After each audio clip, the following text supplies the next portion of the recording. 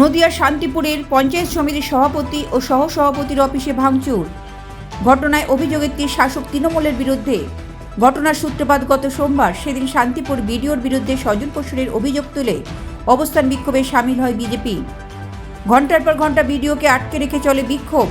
সেই ঘটনার প্রতিবাদে এদিন বিডিও অফিসের সামনে অবস্থান বিক্ষোভের কর্মসূচি পালন করে তৃণমূল। অভিযোগ, সেই সময়ে বেশ কয়েকজন কর্মী সমর্থক সভাপতি ও সহসভাপতির অফিসে ঢুকে চেয়ার টেবিল ভাঙচুর চালান।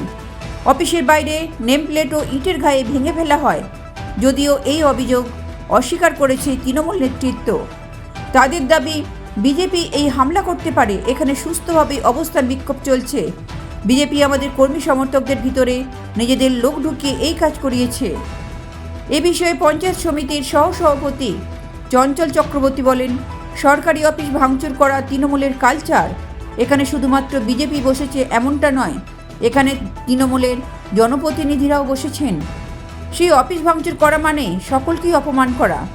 তবে আজ যে ঘটনা ঘটল, সেই ঘটনার পরিপ্রেক্ষিতে মাধ্যমিক উচ্চ মাধ্যমিক পরীক্ষা শেষ হলে হাজার হাজার বিজেপি কর্মীরা বিডিও অফিস ঘেরাও করবে। ব্যুরো রিপোর্ট, লটারি সংবাদ।